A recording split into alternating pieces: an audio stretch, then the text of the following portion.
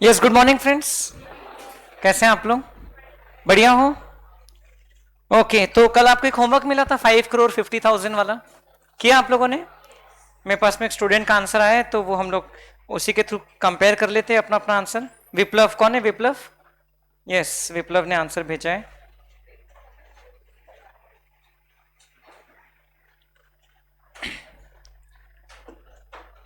Yes, ये रहा आपके सामने, पेन के साथ में। स्टाइल है बेटा आप लोगों की।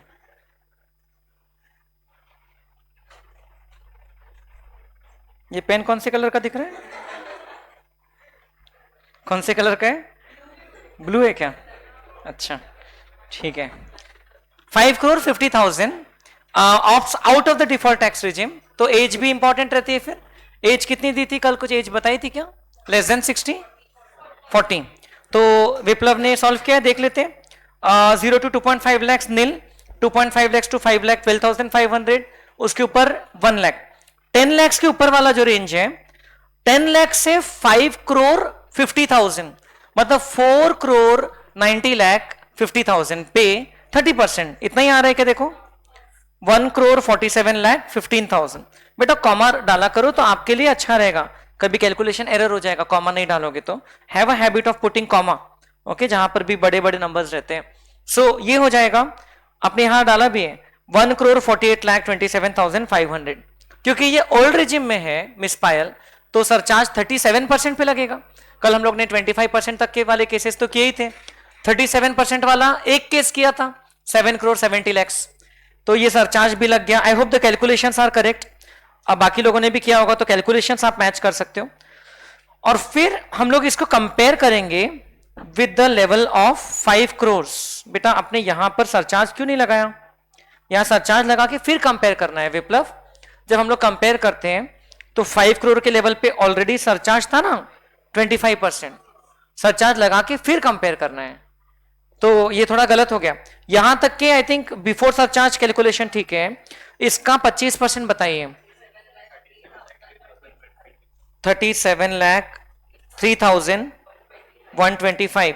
अब वो सरचार्ज जोड़ के देखो, सेस तो नहीं लगेगा 5 करोड़ पे, मतलब वो उसको सेस के पहले ही कंपेयर करना है, बट सरचार्ज मिला के कितना वैल्यू हो गया बताइए? 1,85,15,625, 1,85,15,625। अब डिफरेंस जो है, increase in income is just 50,000 and increase in tax आपका 55 लाख आया बेटा, उतना नहीं है। इंक्रीज इन टैक्स कितना है अब?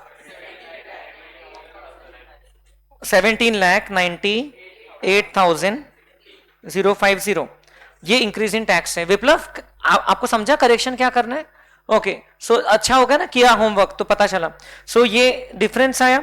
Increase in income is by 50,000, increase in tax is by much more, therefore definitely it is a case of marginal relief of this value minus 50,000। तो 17 लाख, यस, तो यहां से 17,48,050 माइनस होगा।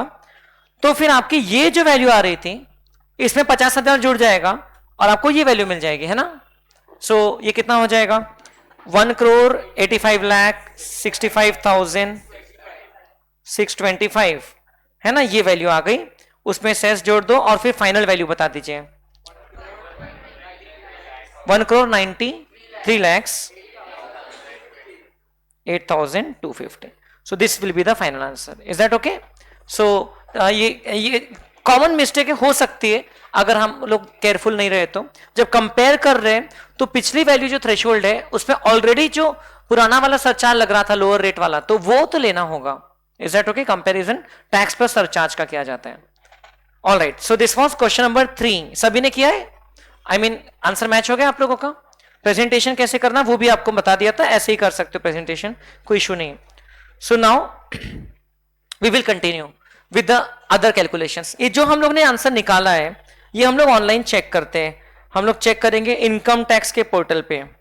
ओके, इनकम टैक्स,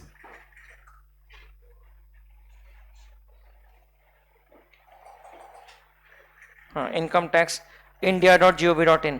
एक्चुअली इनकी दो websites है, एक incometax.gov.in है और एक incometaxindia.gov.in है। दोनों वेबसाइट में आप देखोगे तो आपको टैक्स कैलकुलेटर मिलेगा। अब इसमें टैक्स कैलकुलेटर ढूंढना होगा हम लोगों को। कल आप मुझे पूछ रहे थे कि बेयर एक्ट कहां से एक्सेस करना, तो बेयर एक्ट आप यहां से एक्सेस करोगे, ठीक है। incometaxindia.gov.in, उसमें यहां पर ये देखिए income tax act section wise content updated up to which date लेना है वो भी आप मार्क कर सकते हो, तो ये इसमें आपको मिल जाएगा। बट पीडीएफ नहीं मिलेगा बेयर एक्ट का, बट एक एक सेक्शन एक्सेस हो जाएगा।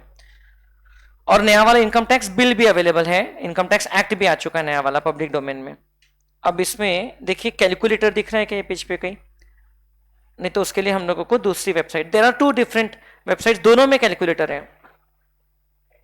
अब टैक्स सर्विसेज, इसमें है क्या कहीं calculator?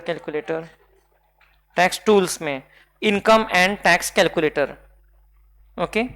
Click here to use this, okay. वो तो दूसरे पोर्टल पे लेके जा रहे हैं, ओके। उसमें और एक है, ये देखिए टैक्स कैलकुलेटर। दोनों वेबसाइट में टैक्स कैलकुलेटर है, बट ये वाली वेबसाइट का उतना एक्यूरेट नहीं है। देखते हैं इसमें वो लोग ने मार्जिन रिलीफ कंसीडर किया है कि नहीं किया है। असेसमेंट ईयर 26-27, ठीक है, इसमें सिलेक्ट करना है। आप सारे आंसर जो हम लोग ने निकाले सारे चेक कर सकते हो। Tax payer individual, whether opting out of the new tax regime, yes, मतलब ओल्ड रिजिम में है। Category less than 16। देखो अगर मैं नो करता था तो कैटेगरी का फिर यूज नहीं बचता था, खैर वो ऑप्शन डिसेबल नहीं हो रहा है, लेकिन खैर yes less than 60। Residential status resident, net taxable income 5 crore 00, ज्यादा हो गया, 5 crore 50,000, गो। तो ये देखो ये आ रहा है टैक्स लाइबिलिटी, ये आ रहा है क्या आपका answer? Okay, so means they have considered the marginal relief. Surcharge का जो वैल्यू लिया है that is after the marginal relief has been adjusted. इतना ही आ रहा है अपना आंसर, 1,93,08,250। बट कुछ आंसर्स शायद मैच ना हो, I don't know whether they have updated the back end और नॉट। जैसे हमारा एक क्वेश्चन था 12 लाख के जस्ट ऊपर वाला केस, देखो 12,15,000 था, तो 12,15,000, लेट अस सी, गो। तो देखो कितना आ रहा है, 12,15,000। Total tax liability 1,84,000। अच्छा, ओल्ड रेजिम के हिसाब से हम लोगों को रेजिम चेंज करना होगा, न्यू रेजिम सही आ रहा है 15,600, याद है? तो क्योंकि जो डिफरेंशियल इंक्रीज इन इनकम है मैक्सिमम उतना ही इंक्रीज इन टैक्स होना चाहिए। फिर हम लोग ने 12,75,000 वाला भी निकाला था क्लास में, 12,75,000, इसमें मार्जिनल रिलीफ नहीं था, ये भी मैच हो गया 74,100। so this way you can get the answers, but you cannot completely always rely on this calculator।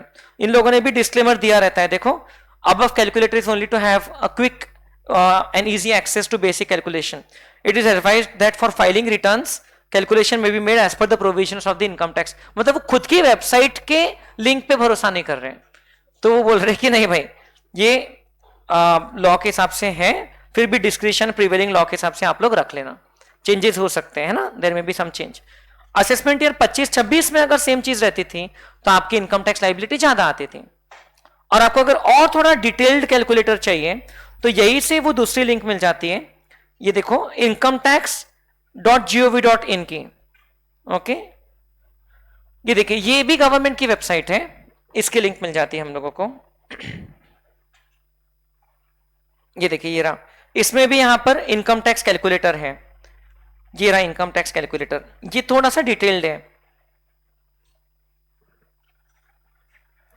इसमें आप देखिए डिटेल्स में अपनी इनकम बता सकते हो, एडवांस कैलकुलेटर भी है इसमें, यहां पर आप हेड वाइज इनकम बता सकते हो, provide salary income in detail, provide house property income in detail, provide capital gains income, okay. और वो भी आपको पीरियड वाइज बताना होता है, 1 से 15 जून 16 जून से, ये इसीलिए क्योंकि एडवांस टैक्स का कैलकुलेशन उस पर डिपेंडेंट रहता है, कौन से पीरियड में अपन ने कौन सा गेन कमाया, तो वो पूरा आप बताओगे फिर वो आंसर देगा आपको, ठीक है।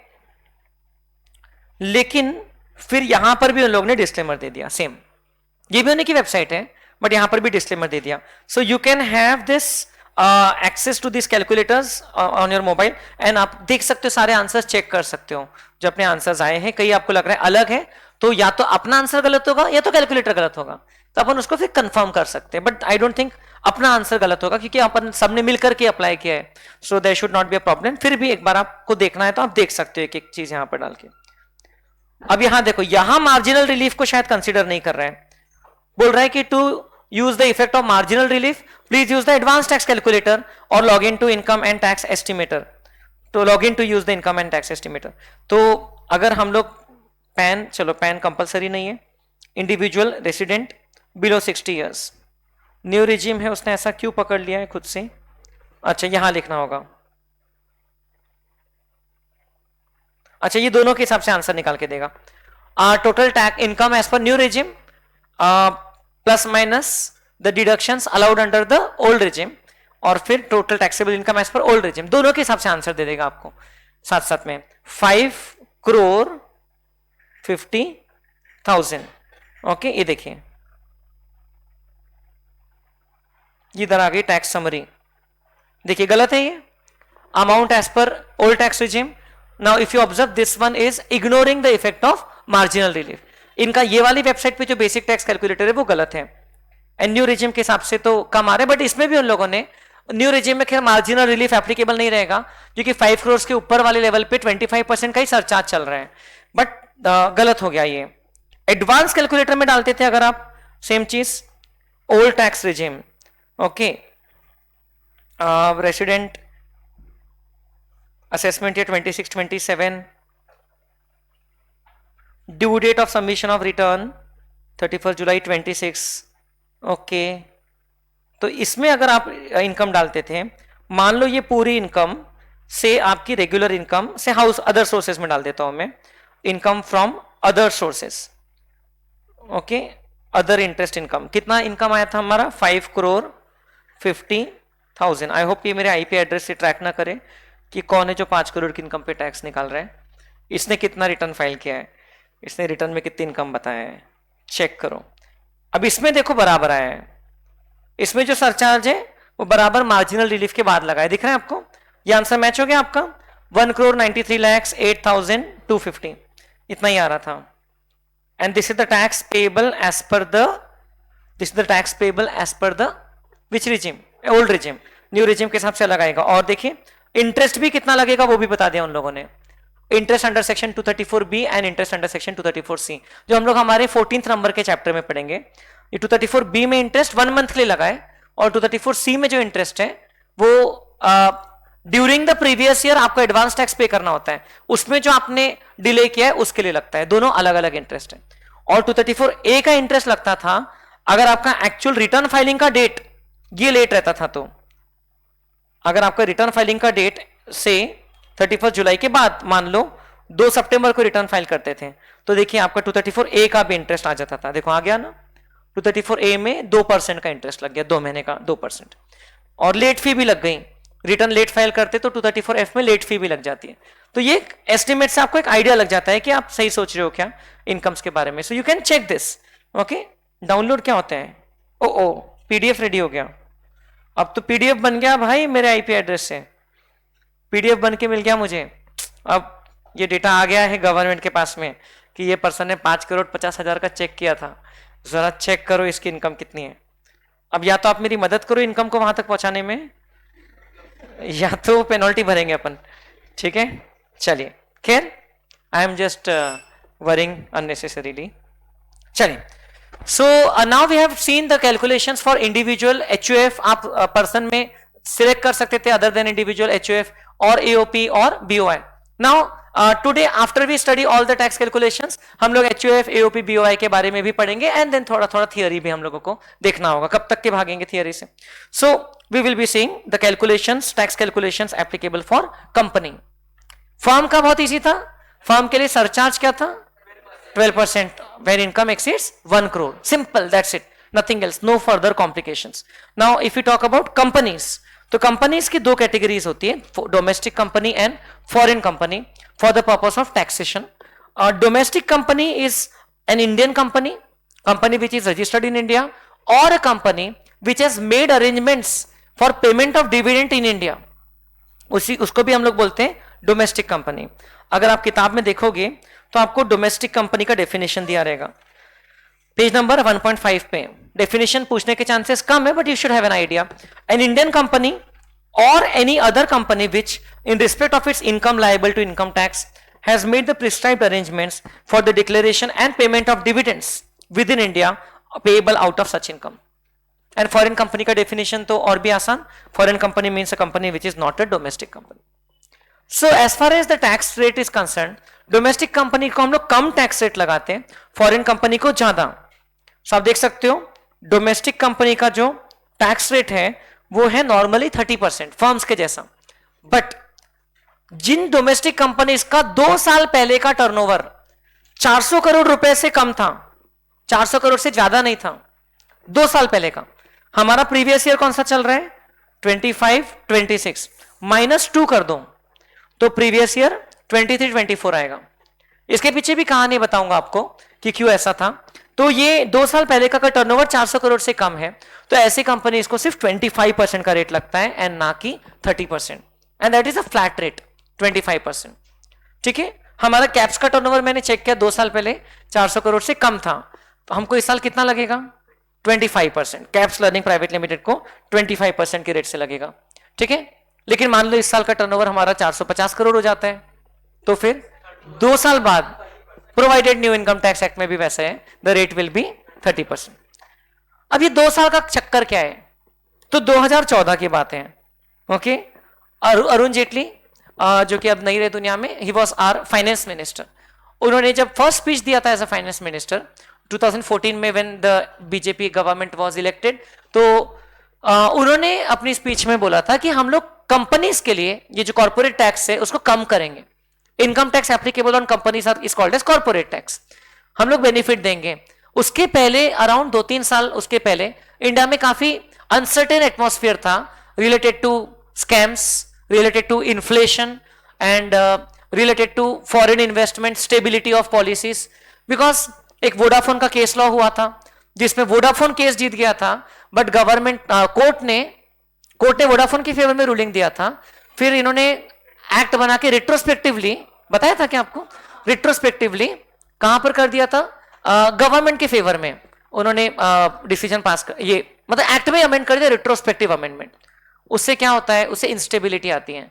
So many foreign companies actually stopped investing in India, many withdrew from their projects in India. तो इसके बाद अरुण जेटली साहब आए और उन्होंने बोला कि नहीं, हम लोग अभी रिट्रोस्पेक्टिव बेसिस पे अनफेवरेबल अमेंडमेंट्स नहीं लाएंगे, रिट्रोस्पेक्टिव बेसिस पे हम लोग अनफेवरेबल अमेंडमेंट्स नहीं लाएंगे। और मैं इनवाइट करता हूं डोमेस्टिक कंपनीज को कि वो मैन्युफैक्चरिंग करें, इंडिया में काम करें, हम लोग उनके लिए भी टैक्स रेट्स कम करने वाले हैं। तो उन्होंने फिर 2016 में फाइनली टैक्स रेट कम किए, 2016 से एप्लीकेबल हुआ, 2014 में वादा किया था। अब छोटी कंपनी जो 2016 में जिसके लिए कम किए वो 2014 की छोटी कंपनी होना चाहिए। तो जो फर्स्ट टाइम प्रीवियस ईयर 2016-17 में लोअर रेट आया, it was applicable for those companies जिनका प्रीवियस ईयर 14-15 में उस समय 100 करोड़ से ज्यादा टर्नओवर नहीं था। और ऐसे करते करते हर साल पिछले 2 साल पहले वाले पीरियड से लिंक करते गए। ठीक है, every year was being linked with 2 years before that. तो इस तरीके से अभी हम लोग प्रीवियस ईयर 25-26 पे पहुंचे, तो अभी जिसका टर्नओवर 23-24 में 400 करोड़ से ज्यादा नहीं है, इन द मीनवाइल ये 100 करोड़ बीच में 400 करोड़ भी हो गया, तो उन कंपनीज को क्या एप्लीकेबल होता है, सिर्फ 25% का रेट इस साल। हो सकता है इस साल उनका टर्नओवर 400 करोड़ से ज्यादा है तो भी इस साल रेट लगेगा 25%। और जो न्यूली फॉर्म्ड कंपनी उसका क्या होगा, जो न्यूली फॉर्म्ड कंपनी है जो 2 साल पहले अस्तित्व में नहीं थी, उसको कौन सा रेट लगेगा 25%, क्योंकि उसका 2 साल पहले टर्नओवर 400 करोड़ से कम था ना, ज्यादा नहीं था। ज्यादा था क्या, तो 400 करोड़ से ज्यादा था तो ही उसको 30% लगेगा। 0 is less than 400 crores last time I checked. तो ये 25% and 30%, these are what, these are the flat rate of tax. समझ आया?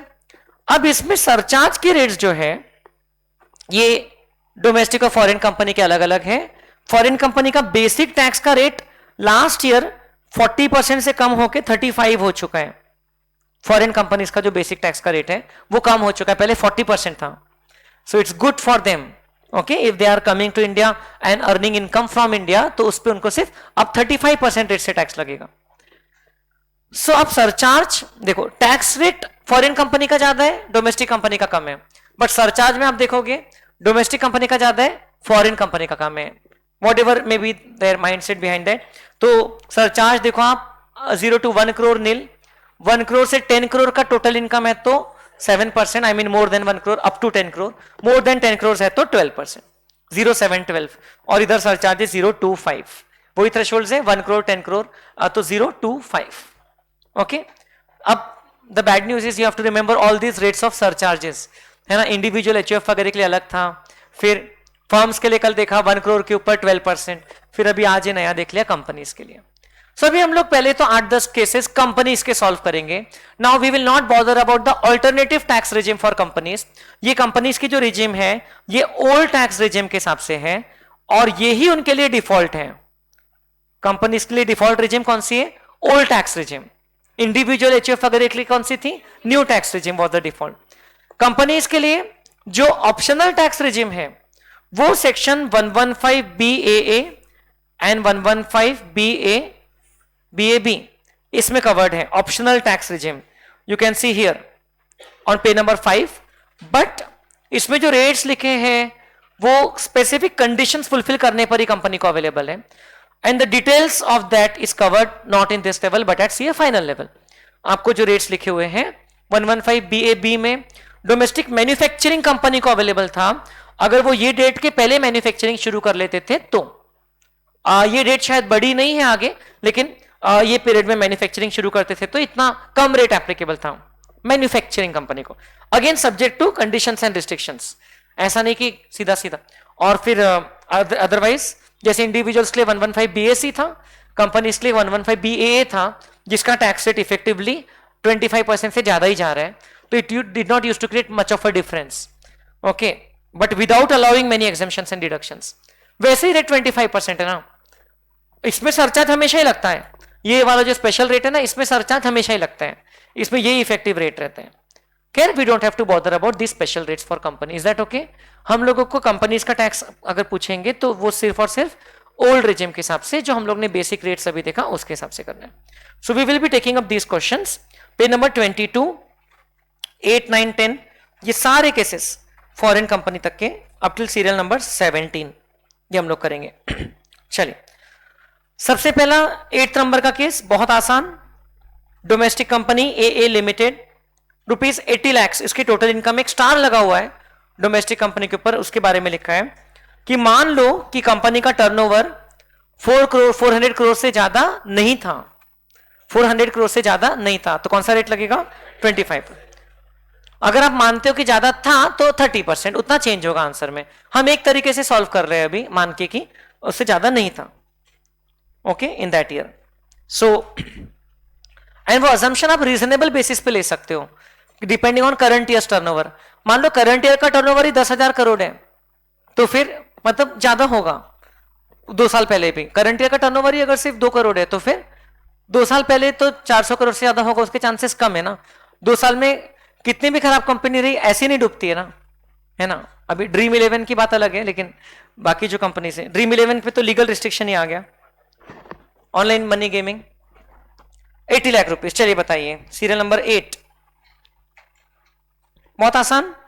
कंपनी का नाम है AA limited, total income ₹80 lakh, tax rate will be 80 lakh into 25%, that's it, that is 20 lakh, 25% flat rate.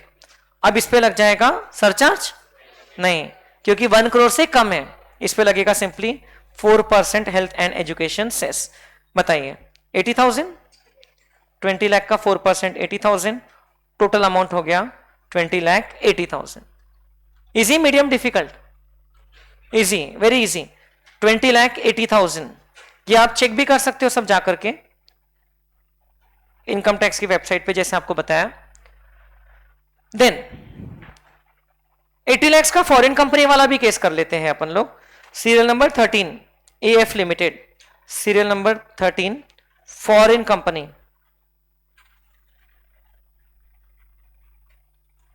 उसमें क्या अलग होगा बताइए? बस टैक्स रेट चेंज हो जाएगा. So tax will be 80 lakh into 35%, बोलिए 28 लैक्स. उस पे लग जाएगा 4% हेल्थ एंड एजुकेशन सेस. तो टोटल टैक्स हो गया 28 लाख प्लस 4%, 1,12,000. सो 29,12,000. वेरी इजी, समझ गया? 29,12,000, this will be the answer.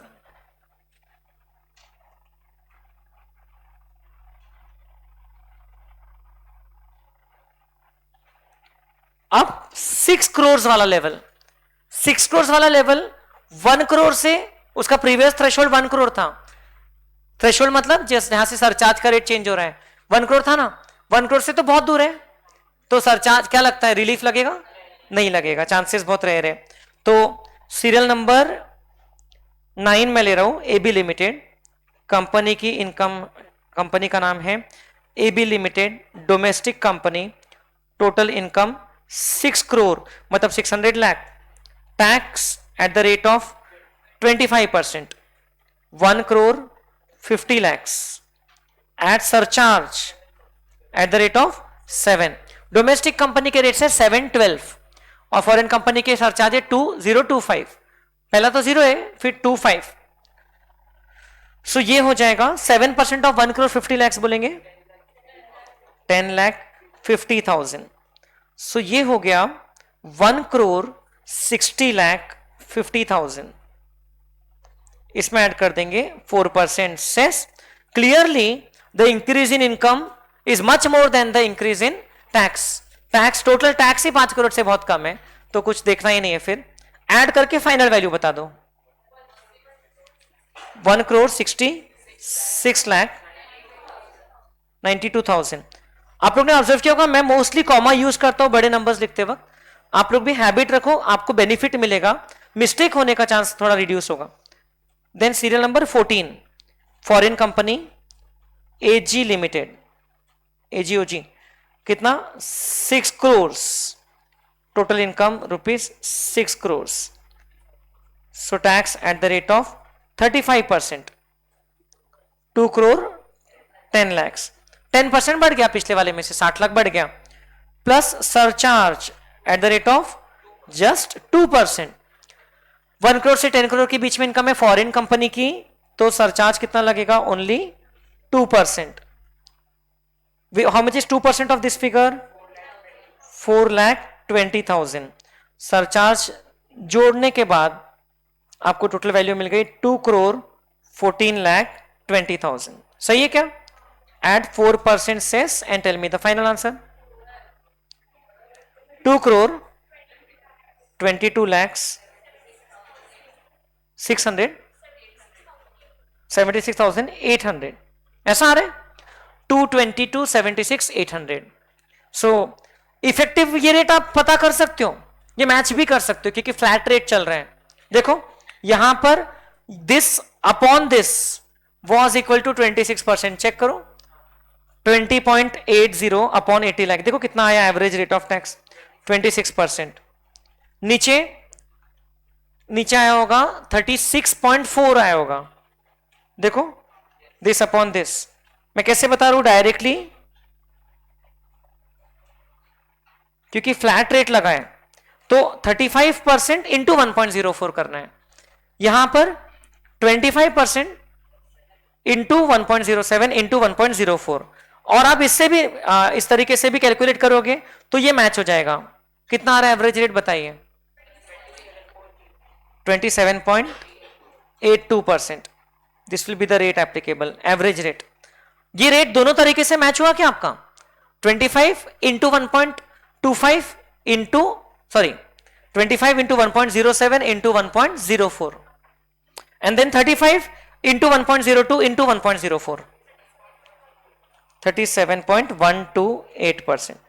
तो यही रहेगा मोस्टली. अगर मार्जिनल रिलीफ एप्लीकेबल नहीं है और 1 करोड़ से 10 करोड़ के बीच में इनकम है तो यही रेट रहेगा effective rate. Including surcharge and relief, sorry including surcharge and cess. But अगर मार्जिनल रिलीफ आ जाता है, बॉर्डर लाइन केस वाला रहा, तो फिर आपका ये रेट थोड़ा सा कम हो जाएगा, इफेक्टिव रेट थोड़ा सा रिड्यूस हो जाएगा। Is this okay clear? So अब ये हम लोग ने कर लिया 4 केसेस जहां पर रिलीफ का कुछ एप्लीकेबिलिटी नहीं थी। अब हम लोग देखते हैं और बाकी केसेस। 6 करोड़ वाला भी हो गया, इसको मैं लिख लेता हूं। 6 करोड़ पे 16692 डोमेस्टिक कंपनी का, एंड फॉरेन कंपनी का था 222,76,800। यहां लिख लेता हूं 222,76,800। ऑलराइट, अब बताइए 1 करोड़ 2 लाख देखना चाहोगे? 1 करोड़ 2 लाख आपको तो आता है। 1 crore 2 lakh, name of the company is AC limited. Okay, 1 crore 2 lakh, total income 102 lakh, domestic company. So we will first calculate tax at the rate of 25%, 25,50,000. Add surcharge at the rate of 7%. बोलिए ये फिगर का 7% कितना होता है? 1,78,500। टोटल टैक्स प्लस सरचार्ज कितना हो गया? 27,28,500। 27,28,500। अब इसमें हमको क्या करना है? इसमें हम लोगों को कंपेयर करना पड़ेगा, बिकॉज ये 1 करोड़ के बहुत नजदीक है। So we will have to compare with another fictitious company say having income of just 1 crore. तो उस पर टैक्स आता था at the rate of 25%, 25 lakhs। 1 crore के लेवल पे कंपनी को सरचार्ज नहीं लगता है, so the tax including surcharge would have been 25 lakhs। And now if you see, increase in income is rupees 2 lakh, whereas increase in tax is 2,28,500. So there is a case of marginal relief of rupees 28,500. समझा सबको?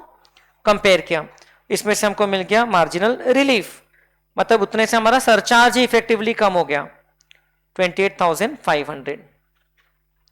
फिर आपको मिला tax plus net surcharge 27 lakh, जो कि यहां से भी आ रहा है।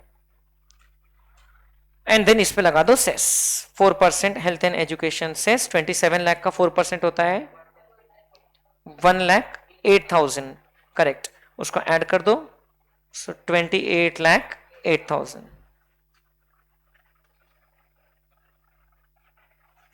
So this was a case where margin relief was applicable. सबको समझा? Serial number 10, 28,08,000।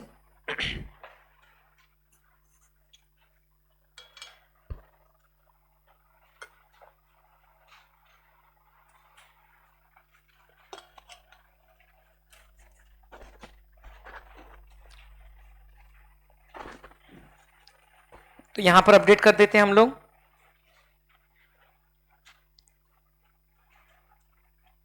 And you are free to go and check on the website, ठीक है, वहां पर आप चेक कर लो, कोई प्रॉब्लम नहीं है, मैच हो जाना चाहिए।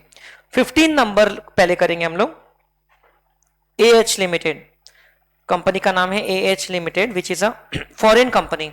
1 करोड़ 2 लाख है, तो मैं 1 करोड़ 2 लाख के दोनों केसेस पहले करना चाह रहा हूं। Total income 1 crore 2 lakh. क्या यहां तक के हो गया है आपका डोमेस्टिक कंपनी वाला? फॉरेन कंपनी बताइए, tax at the rate of 35%, कितना होगा? 35,70,000 का बराबर है, plus surcharge at the rate of 2%, 71,400। Surcharge काफी कम सरचार्ज है, हो सकता है मार्जिनल रिलीफ न लगे। कितना हो गया टोटल? 36,41,400। अब देखो इधर 1 करोड़ के लेवल पे ये कंपनी का टैक्स होता था 35 लाख, है ना, और सरचार्ज तो लगता नहीं था, तो tax plus surcharge would have been 35 lakhs. So now again On a similar basis, if you compare, increase in income is rupees 2 lakh, but increase in tax is just 1,41,400, less than 2 lakh, which means no marginal relief can be then applicable. 1,41,400. So marginal relief not applicable in this case. इसलिए नहीं क्योंकि ये foreign company है, इसलिए क्योंकि increase in tax is more than, sorry, is less than increase in income, right? So no marginal relief. Surcharge आपका जितना calculate उतना सही था। 36,41,400 पे 4% सेस ऐड कर दो, 37,87,056। हाँ, तो अब ये जैसे ये राउंड फिगर नहीं आया, 56 राउंड फिगर है, लेकिन it has to be rounded off to the nearest tens. Income tax act में लिखा हुआ है, तो 56 को 60 बना देंगे जो टैक्स फाइनली पेएबल आता है। इनकम भी राउंड ऑफ होती है to the nearest tens, tax liability भी राउंड ऑफ होती है to the nearest tens. After adding up cess everything, आखिरी में जो फिगर आता है वो राउंड ऑफ होता है टू द नियरेस्ट टेंस। ठीक है, तो वो आप लिख सकते हो नेक्स्ट स्टेप में, राउंडेड ऑफ टू 37,87,060, क्योंकि आपके डिस्क्रिप्टिव आंसर में तो आई डोंट थिंक वो 4 रुपए आपने बढ़ा के नहीं लिखा तो मार्क्स कटेंगे, लेकिन एमसीक्यूज में ऑप्शन आपको मैच होते हुए नहीं दिखेगा फिर परफेक्टली, वो क्योंकि उन लोग ने राउंड ऑफ करके ऑप्शन दिए रहेंगे। सो 56 आ रहा है तो it will be rounded off to 60, 55 भी रहता तो 60, 54 रहता था तो 50। ठीक है, वो आपको समझता है राउंडिंग ऑफ के basic rules. 37,87,060 is the answer. 37,87। अब यहां पर जो एवरेज रेट ऑफ टैक्स है ये परफेक्ट वो फॉर्मूला से मैच नहीं होगा, 25 इंटू 1.07 इंटू 1.02 उससे मैच नहीं होगा। ये जो एवरेज रेट ऑफ टैक्स है यहां पर, क्योंकि यहां पर रिलीफ लग गया, इसमें मैच हो जाएगा, इसका मैच हो जाएगा क्योंकि इसमें रिलीफ नहीं लगा। इसका देखो, इसके साथ में मैच हो जाएगा 37.128, यहां भी उतना ही आ रहा होगा, देखो ध्यान से 37.128% ही होगा ये एग्जैक्ट, है ना। और यहां पर थोड़ा कम आ रहा होगा उससे, क्योंकि यहां हमको 28,500 रुपए का रिलीफ मिल गया था, तो वो जो परफेक्ट कैलकुलेशन था मैथमेटिकल वो डिस्टर्ब हो गया था। Is that okay? कल मुझे किसी का मैसेज आता कि थ्रेशोल्ड कैलकुलेट किया, कार्तिक है ना, आपने 1 करोड़ वाला कैलकुलेट किया, चेक किया कि नहीं? गुड। ये सब ऑप्शनल चीजें हैं बेटा, बाकी सब्जेक्ट्स बैलेंस होते तब ये करना, नहीं तो फिर तो क्या है, टैक्स तो समुंदर है और समुंदर के अंदर में तो इंसान कहां खो जाएगा पता भी नहीं चलेगा। मैं बता रहा हूं, बहुत ज्यादा मत घुस जाना, आपको ये ध्यान रखना पड़ेगा कि चैप्टर्स को क्लोज भी करना है ना, नहीं तो फिर तो रिसर्च में लगे ऐसा कर सकते वैसा कर सकते। पहले समझ लो क्या है पूरा स्ट्रक्चर, उसके बाद में फाइनल लेवल पे और डिटेल में पढ़ो, फिर टैक्स प्लानिंग करना सीए बन के। ठीक है, अभी नहीं, अभी तो आपको बहुत सारे सब्जेक्ट्स साथ में लेते हुए चलना है। नेक्स्ट है AD limited, 21 crore, very easy, इसको डायरेक्टली कर रहा हूं मैं बिना लिखे, चलेगा क्या? 21 crore domestic company, assume that 2 साल पहले का 400 करोड़ से कम ही था टर्नओवर, तो बताइए 21 करोड़ पे कौन सा रेट लगेगा? 25%, फिर उस पे लगेगा सरचार्ज 12%, क्योंकि 10 करोड़ से ज्यादा है, फिर उस पे लगेगा 4% का cess, into 25% into 1.12 into 1.04, 6 crore 11,52,000।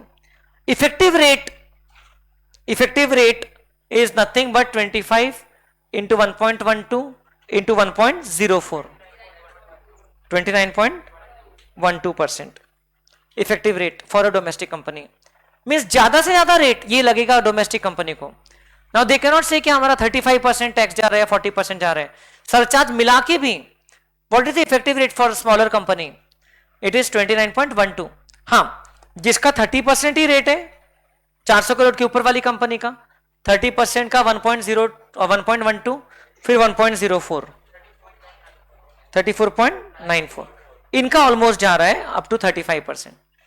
तो सबका अलग अलग रेट आ रहा है depending on your status. But then tell me, आप एक कंपनी फॉर्म करोगे क्या आप 25% रेट में रहना चाहोगे कि 30% में रहना चाहोगे? 30%, ज्यादा रेट क्यों? कई लोगों को नहीं समझ में आ रहा है, इनकम भी तो बढ़ेगी ना, तो मतलब डोंट बॉदर अबाउट कि टैक्स लग रहा है इसलिए इनकम नहीं कमाते हैं, है ना, ये सोच से बाहर निकल जाओ। सो बताइए 21 करोड़ फॉरेन कंपनी, क्या करोगे? 21 करोड़ इंटू 35% इंटू 1.05 इंटू 1.04, 5 ये क्या है? सरचार्ज है 5%, और ये क्या है? सेस है। बोलो कितना आता है? 8,02,62,000। ये भी आपका एवरेज रेट से भी डायरेक्ट आ जाता था, ठीक है। But then next one is given 10 crore 4 lakhs, तो इसमें मार्जिनल लिफ्ट चेक करना होगा क्योंकि 10 crore is the next threshold जिसके बियॉन्ड रेट बढ़ के लगा था सरचार्ज का, तो we will have to check. कोई प्रॉब्लम नहीं है आपके लिए, कोई बड़ी बात नहीं है, आप लोगों के लिए तो ये चिल्लर चीज है। एई लिमिटेड, एज नहीं दी है कंपनी की, एज से क्या करना है? एज से कुछ करना है क्या? कंपनी अगर 60 साल से ज्यादा पुरानी है, कुछ नहीं करना है भाई, कंपनी की बात चल रही है। टोटल इनकम कितनी है बोलो? Serial number 12, 10 crore 4 lakhs। देखो मैंने बराबर लिखा क्या? 10 करोड़ 4 लाख, 1004। अब बताइए tax at the rate of 25%, 2 crore 51 lakhs, 2 crore 51 lakhs। इस पे लगेगा surcharge at the rate of 12 या 7 या 5 या 2? 5 तो फॉरेन कंपनी के लिए है, 7 and 12 are the rates for domestic company, तो surcharge will be at the rate of 12%, ठीक है। डोमेस्टिक कंपनी के लिए 0, 7, 12 और फॉरेन कंपनी के लिए 0, 2, 5। बताइए 12% जोड़ो इसका, 12% बताओ, 30 लाख 12,000, 12% ये जोड़ के आ गया 2 करोड़ 81 लाख 12,000। इस स्टेज पर हम लोग रुकेंगे, कंपैरिजन करेंगे with the total income of 10 crore, total income of 10 crore rupees. Tax would be 2 crore 50 lakhs। विप्लव अब ध्यान दो क्या करना है, कंपेयर करते वक्त सरचार्ज लेना है, कितने रेट से? 7%, क्योंकि 10 करोड़ पर भी 7% सरचार्ज लग रहा है। फिर कंपेयर करना है ऑन टैक्स इंक्लूडिंग सरचार्ज। बताइए 7% होता है 1 करोड़ 17 लाख 50,000 बराबर। सो 2 करोड़ 50 lakhs का 7% 1750, 2 crore 67 lakh 50,000। Now increase in income is by rupees 4 lakh, as you can compare, whereas increase in tax plus surcharge is 13 lakh 62,500. So therefore is there a case for relief? Is it a case for marginal relief? Yes, increase in tax is much more than the increase in income। 500 कहां से आ गया? 13 लाख 62,000, ठीक है ना। तो रहेगा कि नहीं रहेगा रिलीफ? सो इसमें सरचार्ज जो आपने ऐड किया उसके बाद जो इनकम आई उसमें से पहले मार्जिनल रिलीफ अप्लाई कर दो, 13 lakh 62,000, 9 lakh 62। Marginal relief will be equal to this difference. कल ही आपको बताया था कॉमन एरर है, तो 9,62,000 का ही रिलीफ मिलेगा, सो दैट जो पुराना टैक्स था उसमें मैक्सिमम 4 लाख बढ़ेगा। So it will B 2 crore 71 lakh 50,000, 2 crore 71 lakh 50,000, ठीक है। अब इसमें लग जाएगा 4% सेस। बता दीजिए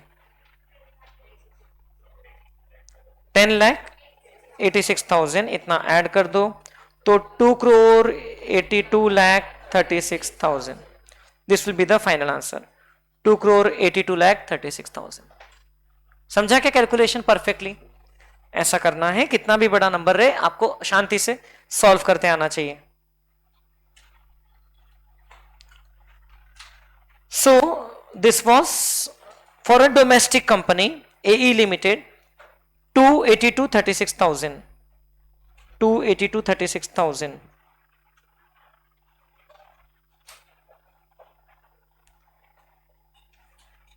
बताओ, सही बात है, सबसे ज्यादा कौन सी कंपनी कमा रही है? उसी का समय चल रहा है ना, सही है। अब एजे लिमिटेड, एजे लिमिटेड क्या होगा इस केस में? Serial number 17, if the taxpayer is a foreign company, total income is rupees 10 crore 4 lakhs, 10 crore के जस्ट ऊपर ये मार्जिनल रिलीफ लगता है। बताइए, tax at the rate of 35% would be 3 crore 51 lakhs, 3 crore 51 lakh 40,000। Okay, अब इस पे लगेगा सरचार्ज, फॉरेन कंपनी है 5%, तो सरचार्ज के रेट्स अभी ध्यान हो गए, बाद में आखिरी तक के ध्यान रखना है, मैसअप नहीं होने देना है। 3 crore 51 lakh 40,000 का 5% होता है 17 लाख, 17 lakh 57,000, टोटल हो गया 3 crore 68 lakh 97,000। This is tax plus surcharge. अब अगेन वही बात हम लोग करेंगे कंपेयर, किस चीज को? हम लोग कंपेयर करेंगे टोटल इनकम ऑफ 10 crore,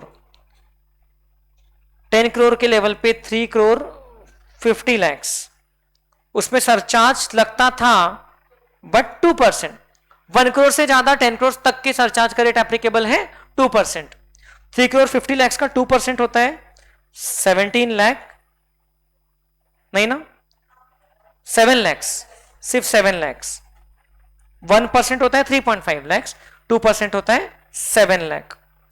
सो ये टोटल हो गया 3 crore 57 lakhs। So again increase in income is by rupees 4 lakh, whereas increase in tax is 11 lakh 97,000.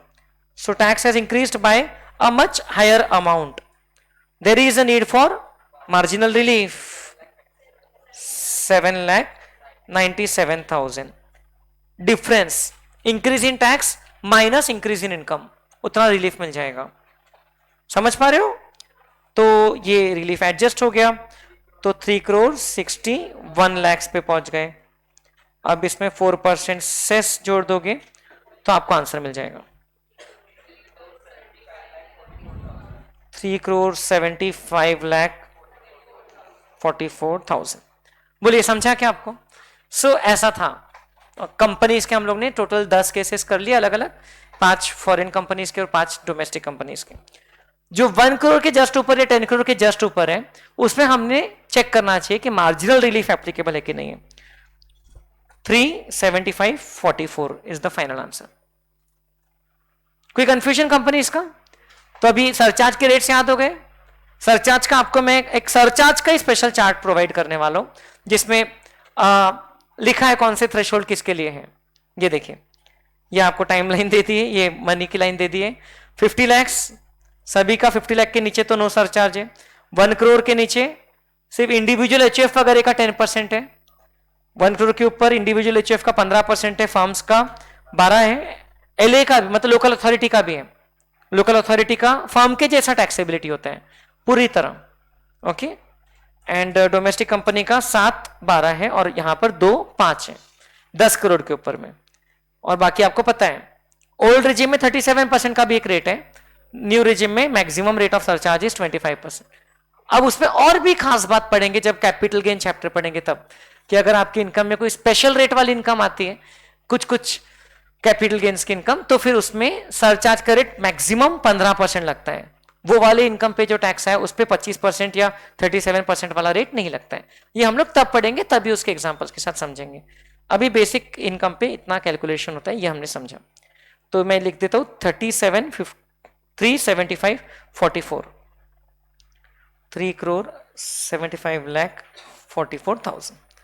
Okay, ना अभी मैंने आपको बातों बातों में बताया कि लोकल अथॉरिटी का सेम रहता है as a firm. Okay, in fact कल आपको जो मैंने फर्म वाला स्लाइड बताया था उसमें लोकल अथॉरिटी भी लिखा था, firm, LLP and local authority, same calculations. तो लोकल अथॉरिटी का आपको एक केस दिया है, question number 22। NMC, a local authority, तो क्या हो जाएगा बताइए, 5,10,000, very easy, 30% flat rate plus 4%, बताइए कितना आ रहा है टैक्स? 120, 159, 120, 159, 120 या 31.2% सीधा निकाल लेते थे तो भी आता था। ठीक है, ये बस अलग से दिया, आपको याद आ जाना चाहिए कि हाँ लोकल अथॉरिटी का और कोई स्पेशल रेट अलग से नहीं बताया गया। Now the last one which remains is cooperative society. Again I have hardly seen question based on that having been asked in the exam, but हमको नॉलेज में रखना चाहिए। इसके स्लैब रेट्स देख करके आपको हंसी आएगी।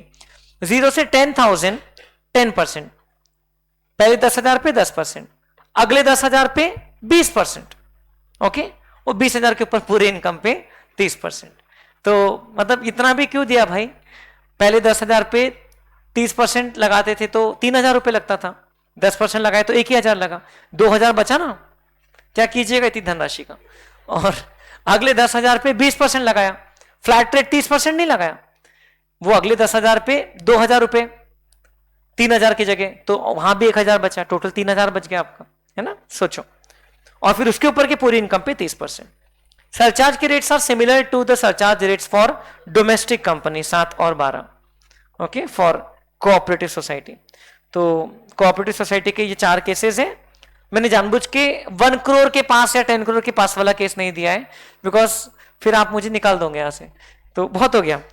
2,14,000 कोऑपरेटिव सोसाइटी, बताइए क्या होगा?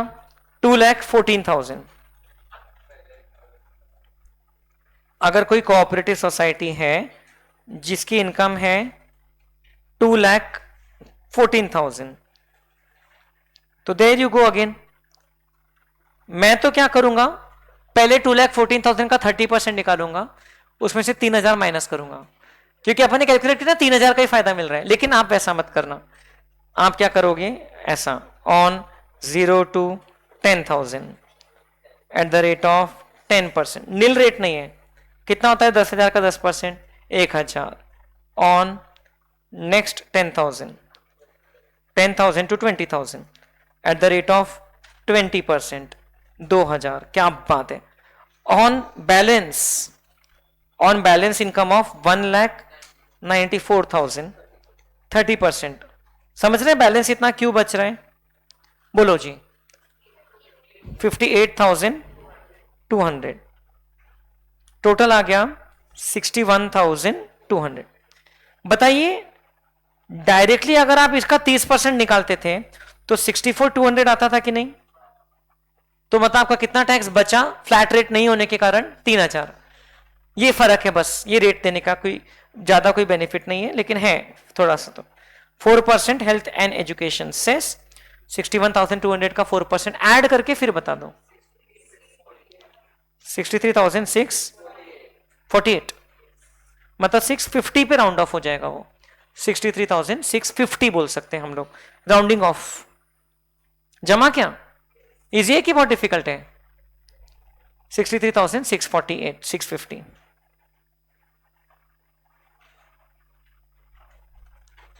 कोऑपरेटिव सोसाइटीज के ये स्लैब रेट्स है। 10,000, फर्स्ट 10,000 पे 10%, नेक्स्ट 10,000 पे 20%, फिर उसके बाद 30%। नील रेट नहीं है, ध्यान रखना, नहीं तो इसके पहले जहां जहां आपने स्लैब रेट्स देखा है उसमें पहला वाला नील है, फिर 5% है और फिर आगे का। Is that okay?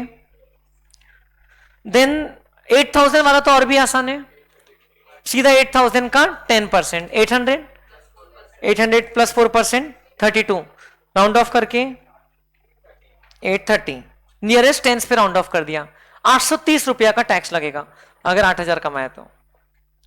15,000, पहले 10,000 पे 1,000, अगले 5,000 पे 20%, 1,000, एक और एक 2,000 का 4%, 80 रुपए, 2080, ओके, 2080। आप कितने साल के रहोगे वो साल में सोचो। देन 1,15,00,000 रुपए, it is sufficiently far away from 1 crore, therefore there is no need to think about marginal relief। बताइए 1,15,00,000 डायरेक्ट करना चाहोगे? करो, 1,15,00,000 का 30% कितना आ रहा है? 34,50,000 माइनस 3,000 कर दो। हाँ, और जो इंसान नॉर्मल तरीके से पहुंचा है उसका भी सेम आएगा। 1,14,80,000 का 30%, 10,000 का 10% और 10,000 का 20%, 34,47,000। अब उसमें ऐड कर दो 7% सरचार्ज का, 36,88,000 प्लस 4%। सही लिखा मैंने उसके पहले वाला वैल्यू 36,88,290 प्लस 4%, 38,35,820। तो वो उसको इग्नोर करो ना, कहां पॉइंट वगैरह बता रहे हो। आपको जब बताया टेंस में राउंड ऑफ करना है तो आप पैसा को तो छोड़ दो। 821.6 means 820। Is that okay?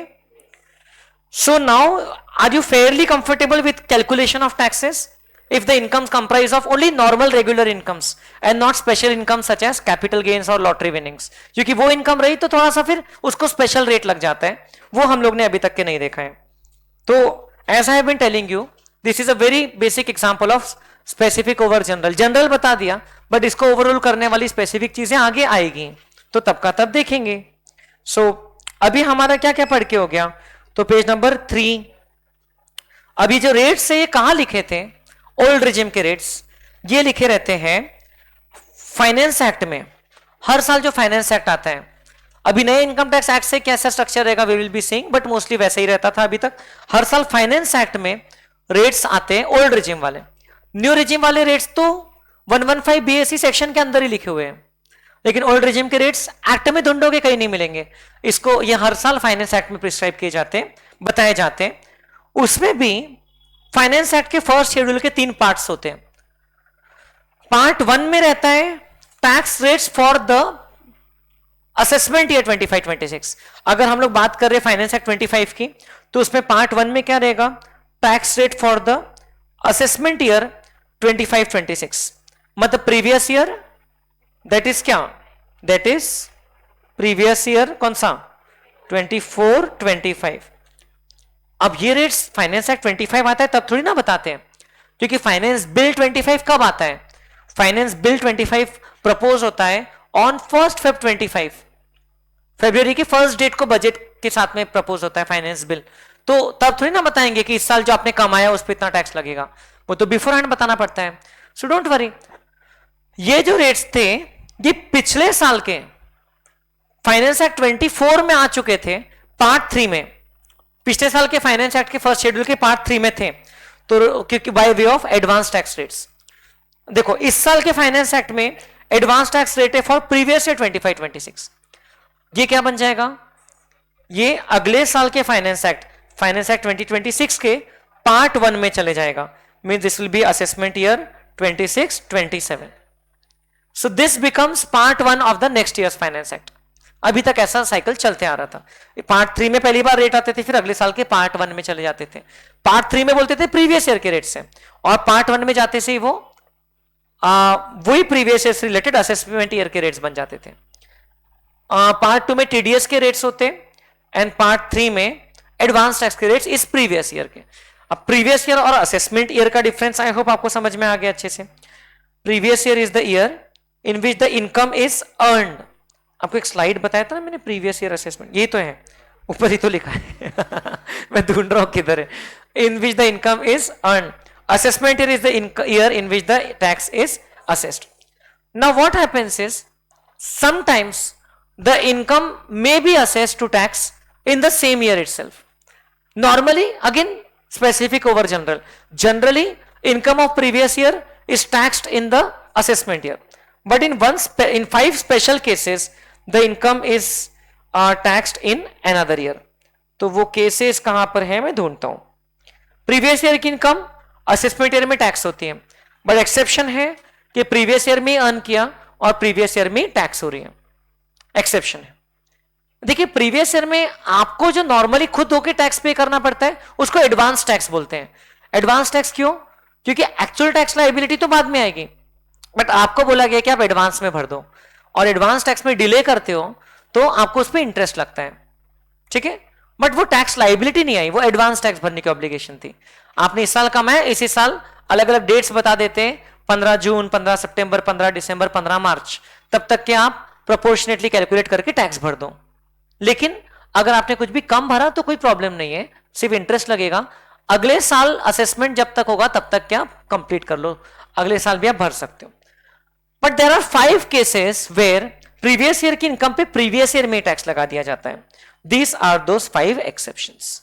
General rule is it is tax in the assessment year, but these are the 5 exceptions. तो ये देखो आपकी किताब में भी आपको मिल जाएंगे। Right now I have covered page number 3, 4 and 5 for you. Rounding off tax वगैरह भी सब हो गया। Now we are talking about what, we are talking about that exception, previous year assessment year वाला। तो ये मिल जाएगा अपने को पेज नंबर 12 पे। देखो पेज नंबर 11 पे नीचे ये टॉपिक स्टार्ट हो रहा है, previous year and assessment year. मिला क्या? इसमें एक छोटी सी बात पे ध्यान देना, previous year sometimes can be less than a period of 12 months. हो सकता है आपने बिजनेस स्टार्ट ही किया है मिड ऑफ द ईयर में, तो वहां से 31 मार्च तक की कट हो जाएगा, उतना ही प्रीवियस ईयर रहेगा। लेकिन assessment year is always a period of 12 months.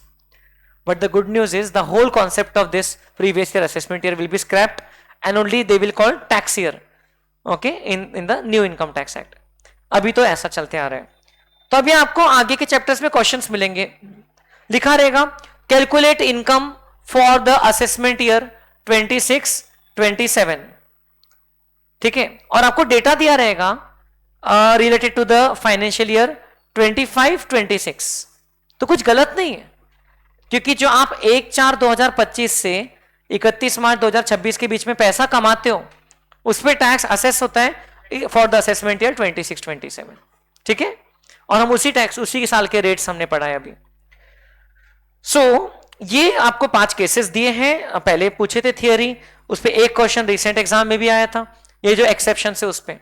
Late us see what are those 5 cases where the income of previous year is liable to tax in the previous year itself. पहला case, अब ये this may not be in the same order as per the book, but फिर भी चीजें वही covered है। Person living India with no intention of returning. Simple सी बात है, कोई पर्सन अगर परमानेंटली शिफ्ट होने के लिए बाहर जा रहा है और उसने इस साल कुछ पैसा कमाया होगा, क्या उसको बोल सकते कोई बात नहीं अगले साल टैक्स भर देना, अभी चले जाओ? नहीं ना, वो यहां पर जा रहा है, उसने बढ़िया यहां से अप्रैल से लेकर के मान लो नवंबर दिसंबर तक खूब पैसे कमाया। अब वो दिसंबर मंथ के एंड में जा रहा है shifting to another country permanently with no intention to return to India. तो क्या वैसे तो उस पर टैक्स लाइबिलिटी बाद में आती है, बट क्या ऐसे केस में उससे टैक्स पहले नहीं ले लेना चाहिए to protect the interest of the revenue? इसका मतलब कि जो हमारी गवर्नमेंट है उनका नुकसान नहीं होना चाहिए टैक्स का, बिकॉज एक बार वो बाहर चला गया तो फिर हमारी दूसरी कंट्री के साथ में कैसे आपस के टर्म से उसके बेसिस पर ही उसको वापस ला पाएंगे या उसे कलेक्शन कर पाएंगे? कितने सारे लोग हैं ना जो लंदन जाके बैठ जाते हैं, बस जाते हैं, है ना, जो लोग पूरे इवेडर्स, टैक्स इवेडर्स रहते हैं, भगोड़े रहते हैं, सब वहां जाके चले जाते हैं। Virat Kohli was the last to go, just telling, unrelated चीजें हैं, but Virat Kohli was the last, okay. उसके पहले विजय माल्या गया है, ललित मोदी, आईपीएल का जो स्कैम हुआ था, ललित मोदी गया है, और नीरव मोदी है ना, नीरव मोदी भी भागा हुआ है ना। So there are these things, so these people go to another country and London तो पूरे वर्ल्ड का ये हम बोल सकते कि ब्लैक मनी का कैपिटल है, पूरे वर्ल्ड का मनी लॉन्ड्रिंग का कैपिटल है लंदन, यूके, लंदन खास करके। तो वहां पर आपको एक सारे जो क्रिमिनल एक्टिविटीज होती है उसका पैसा लंदन के थ्रू रूट होता है, आप अगर स्टडी करोगे तो। So if a person leaves India to any other country, whether it is Nepal और बांग्लादेश और Pakistan, with no intention to returning, Pakistan क्या तो वैसे भी इंटेंशन रखना नहीं है, so with no intention of returning, तो ऐसे केस में क्या होगा? ऐसे केस में unless is are member of armed forces, वो तो रिटर्न भी आएगा और रिटर्न में लेकर भी आएगा लोगों को। So persons living India with no intention of returning, तो ऐसे पर्सन को बोलेंगे आपने अभी तक जो इनकम कमाया उस पर क्या करना है? आपको टैक्स पे कर देना है। Is that okay? अभी ही उस पर टैक्स असेसमेंट ईयर का वेट करके बाद में पे नहीं करना है, अभी कर देना है। Are you understanding the idea behind that? तो ये लिखा है सेक्शन 174। ये वाले सेक्शन नंबर्स मेरे हिसाब से आपने याद रखना नहीं चाहिए, नहीं तो फिर ऐसे तो बहुत सारे पाइलअप हो जाएंगे. Where it appears to the AO that any individual may leave India during the current assessment year or shortly after its expiry and he has no present intention of returning to India, the total income of such individual for the period from the expiry of the respective previous year, मतलब पिछले साल के expiry के बाद से, to the probable date of his departure is chargeable to tax in that assessment year. मतलब अभी ही tax हो गया, ये ईयर में जो जिस साल में कमा रहे उसी साल में टैक्स हो गया, हो जाएगा. Is that okay? आपको अगर सेक्शन नंबर्स के चंगुल से बचना है तो आप एक ध्यान रखो कि वैसे भी एक साल बाद सब चेंज होने वाले हैं, ठीक है ना? तो मतलब you have so many choices to make. Then दूसरा, non resident ship owner. Non resident ship owner क्या करता है? वो नॉन रेसिडेंट शिप ओनर दूसरी कंट्री का है बट शिप है उसके इंडिया में आ रही है, कुछ सर्विसेज प्रोवाइड कर रहे हैं, वापस जा रहे हैं. ओके, ट्रांसपोर्टेशन ऑफ गुड्स और पैसेंजर्स टू इंडिया और from India. If his income, that part of income which is deemed to be accrued in India, उस पर तो इंडिया में टैक्स लगेगा, जो उसकी इनकम इंडिया में अक्रू हुई है. और ये जो मैं वर्ड बोल रहा हूं deemed to accrue in India, ये आगे के चैप्टर में आएगा, लेकिन इंडिया में एक कमाई है मान लो उसने कुछ, तो पहली बात तो उसकी इनकम कितनी मानेंगे वो भी लिख दिया है, direct calculation, need not maintain books of account. उसके फ्रेट का 7.5% अगर वो इनकम मानने को तैयार है तो that is enough, 7.5% of the freight. और ऐसे केस में अगेन ये ऐसा पर्सन है जो कि इंडिया में कभी है, फिर वापस जा रहा है, फिर है, और ये इंडियन रेसिडेंट भी नहीं है, तो ऐसे पर्सन को क्या बोल दिया कि आपको उसी साल टैक्स भर देना है. बट ये provision non resident aircraft owner के लिए नहीं है, सिर्फ नॉन रेसिडेंट शिप ओनर के लिए है, ठीक है, एयरक्राफ्ट ऑपरेटर के लिए नहीं है. सो ये आपको फर्स्ट पॉइंट दिया हुआ है. Income of non-resident ship owner or charterers if they do not have any representative in India. 7.5% of the freight paid or payable is deemed to be the income chargeable to tax in the same year in which it is earned. Next exception है AOP or BOI formed for a purpose which is likely to be dissolved during the previous year. AOP या BOI हमने बनाया, मान लो कि हमने से कोई India में कोई एग्जीबिशन था, हमको एक एग्जीबिशन कंडक्ट करना था, एग्जीबिशन कंडक्ट करने के लिए हमने एक एओपी ऑर्गेनाइजेशन बनाया, एसोसिएशन ऑफ पर्संस.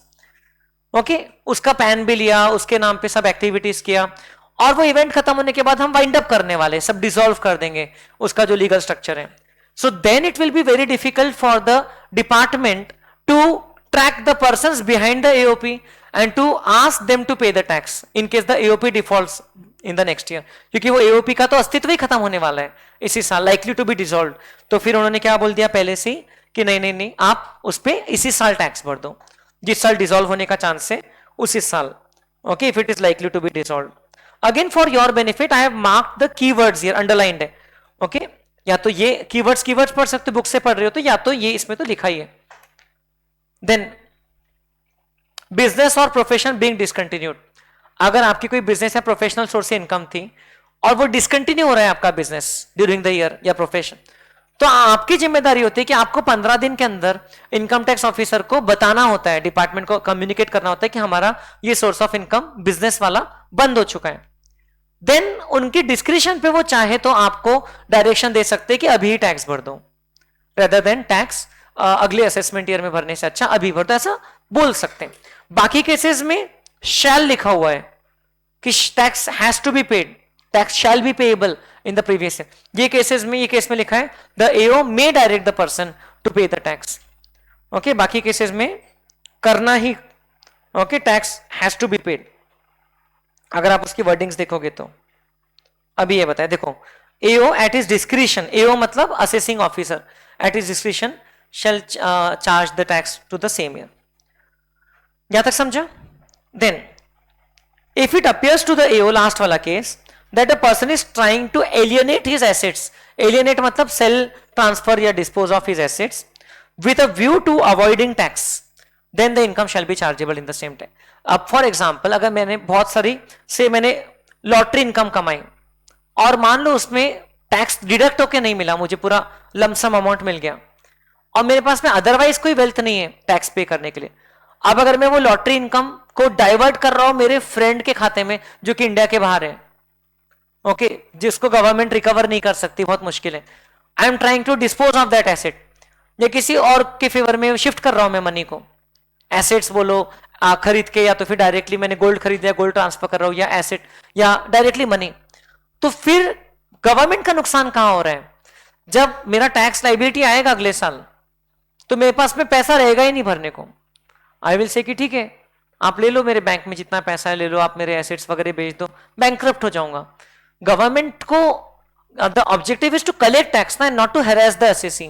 तो इसलिए गवर्नमेंट बोल रही है कि नहीं नहीं नहीं, अगर आप ट्रांसफर कर रहे हो एसेट्स को with a view to avoiding tax in the future, तो ऐसा नहीं चलेगा, आपको अभी उस पर टैक्स भरना होगा। Tax will have to be paid now in the previous year. So these are the 5 exceptional cases. इसमें एक में तो डीम्ड इनकम का परसेंटेज भी लिखा है नॉन रेसिडेंट शिप ओनर का, बाकी तो केसेस सारे हैं जिसमें income of previous year is assessable in the previous year itself. Is that okay? Exam में रिसेंट 3 साल पहले क्वेश्चन क्या आया था वो देखो। Mister X a resident aged 56 years till recently was a successful businessman filing his return of income regularly and promptly ever since he obtained a PAN card. Sincere. During the COVID pandemic period, his business suffered severely and incurred huge losses. He was not able to continue his business and finally on 1st Jan 26, he decided to wind up his business, which he also promptly intimated to the jurisdictional assessing officer. 15 दिन के अंदर intimate करना पड़ता है। The assessing officer sent him a notice to tax income of assessment year 26-27 during the assessment year 25-26 itself. मतलब previous year 25-26 की income 25-26 में tax हो जाए, ऐसा। Does the AO have the power to do so? Yes. Are there any exceptions to the general rule that the income is assessed in the assessment year following the previous year? तो आपको उन्होंने indirectly theory question ही पूछा, आपको पहले बोला कि ये point yes AO has the power, फिर पूछ लिया और भी कोई एक्सेप्शंस है क्या, तो फिर आपको बताना पड़ेगा apart from this these are 4 other exceptions. Is that okay? पहले 2006-2012 में सीधा पूछते थे, अभी इतना बड़ी कहानी लिख के फिर आखिरी में वही पूछ लिए। ठीक है, थियरी क्वेश्चन के चांसेस कम है लेकिन इस तरीके से पूछ सकते। अगर आपका बाकी सब स्ट्रांग है तो थियरी क्वेश्चन वाले क्वेश्चन को आपको सॉल्व करने की जरूरत ही नहीं पड़ेगी, क्योंकि क्वेश्चन नंबर 1 कंपलसरी 15 मार्क का, वो तो करना ही है। 2, 3, 4 में से 4th नंबर के सेकेंड पार्ट में थियरी रहता है। क्वेश्चन नंबर 4th में भी 2 पार्ट्स होते हैं, सेकेंड पार्ट में थियरी रहता है। तो कितने 10 मार्क का 10 मार्क का क्वेश्चन रहता है वो, तो आप 2 और 3 कर लिए तो आपको 4th करने की जरूरत नहीं पड़ेगी। तो इनकम टैक्स में मोस्टली आप थियरी से थोड़ा बच सकते हो, खासकर डिस्क्रिप्टिव थियरी से। एमसीक्यू में तो एप्लीकेशन आएगा प्रोविजंस का, लेकिन डिस्क्रिप्टिव थियरी से थोड़ा बच सकते हो इनकम टैक्स में। जीएसटी में थोड़ा मुश्किल है। यस हाँ सिमिलर होते हैं, मतलब कि जो ऑफिसर का जुरिस्डिक्शन है आपके ऊपर में, आपके पैन के ऊपर में, तो वो उसको असेसिंग ऑफिसर यहां बोलते हैं। जीएसटी में जीएसटी डिपार्टमेंट का ऑफिसर है उसको प्रॉपर ऑफिसर बोलते हैं। लोग तो अलग अलग होते हैं लेकिन जो टाइप ऑफ पर्सन का रेफरेंस है वो सिमिलर है। राइट। मैंने कौन सी इनकम डाइवर्ट किया? हाँ प्रोसिक्यूशन वगैरह हो सकता है, पेनल्टी प्रोसिक्यूशन बहुत कुछ हो सकता है, लेकिन गवर्नमेंट का तो ऑब्जेक्टिव फुलफिल नहीं हुआ ना। कितने लोगों को जेल में डालेंगे? उससे अच्छा बोले कि अभी से टैक्स ले लो, है ना। कुछ लोगों को जेल में डाल दिया तो वो हीरो बन जाएंगे, इसलिए जेल में नहीं डालते हैं। यहां तक समझा क्या? So previous year assessment year का कॉन्सेप्ट। अब बताइए, अब मैं आपको चॉइसेस दे रहा हूं। अब इनकम के बारे में पढ़ना है कि पर्सन और असेसी की डेफिनेशन पढ़ना है कि एचयूएफ एओपी बीओआई का पढ़ना है? इनकम अगर स्टार्ट किया तो आज खत्म नहीं होगा। Person AOP, person assessee AOP BOI, ये खत्म हो जाएगा, ये खत्म कर देते हैं। ठीक है ना, ये मतलब दोनों टॉपिक। पेज नंबर 12 पे नीचे देखो पर्सन का टॉपिक दिया है। Who is person under the income tax act? Person means, person includes लिखा है, मींस नहीं लिखा है, पर्सन इंक्लूड्स। जीएसटी में इससे भी बड़ी डेफिनेशन है पर्सन की। यहां ये पुराना एक्ट है, अब नए एक्ट में शायद उन्होंने और बड़ा किया होगा, लेकिन person includes individual, HUF, company, firm, AOP और BOI, local authority and every artificial juridical person. Okay, these are the types of persons. अब इसमें हम लोग खास करके एचयूएफ और एओपी बीओआई के बारे में आगे पढ़ते हैं। असेसी, ये टर्म का डेफिनेशन एक बार पूछा गया एग्जाम में, एक या 2 बार? 2 बार। 2013 2016 है ना। अब उसके बाद से नहीं पूछा, इतने साल हो गए, तो जितने साल होते जाते उतनी प्रोबेबिलिटी बढ़ती जाती है ना, कि अभी तक नहीं पूछा मतलब अब पूछेंगे, अभी तक नहीं पूछा मतलब अब पूछेंगे। कॉइन टॉस कर रहे हो बहुत देर से, हेड्स नहीं आ रहे हैं, अपने को लगता है अब आ जाएगा, 3 बार से नहीं आया तो चौथी बार तो आएगा ही आएगा, वैसा अपने को लगता है। Assessee, the term assessee means a person. अभी असेसी वर्ड की डेफिनेशन थोड़ी सी बड़ी है, लेकिन यहां पर आपके लिए बुलेट पॉइंट्स में समराइज कर दिया है। Assessee means includes, means a person by whom any tax or any other sum of money is payable under the act. Okay, जिस भी पर्सन के द्वारा टैक्स या इस एक्ट के अंदर में कुछ मनी पेएबल है। It can even be tax deducted on somebody else's behalf. आप खुद का टैक्स तो नहीं पे कर रहे हो, बट किसी और का टैक्स डिडक्ट किया है, वो पेएबल है आपके द्वारा, तो भी आपको असेसी मानेंगे। ठीक है, any other sum of money such as even late fee और interest. The term includes the following persons, ABC. पहला, every person in respect of whom any proceeding has been taken for assessment. मतलब कुछ कार्यवाही शुरू की गई है, income tax department ने नोटिस भेजा है कि भाई आप रिप्लाई करो, आपको इतना टैक्स भरना होगा, तो any proceeding has been initiated with respect to amount of income और लॉस कैलकुलेशन, और इनकम और loss of any other person in respect of whom he is assessable। मतलब वो पर्सन का खुद का इनकम या लॉस, या और कोई पर्सन जिसके रिस्पेक्ट में ये असेसेबल है, और of the amount of refund due to him और टू सच अदर पर्सन। तो प्रोसीडिंग किस चीज की हो सकती है? प्रोसीडिंग 3 में से कोई भी चीज की हो सकती है।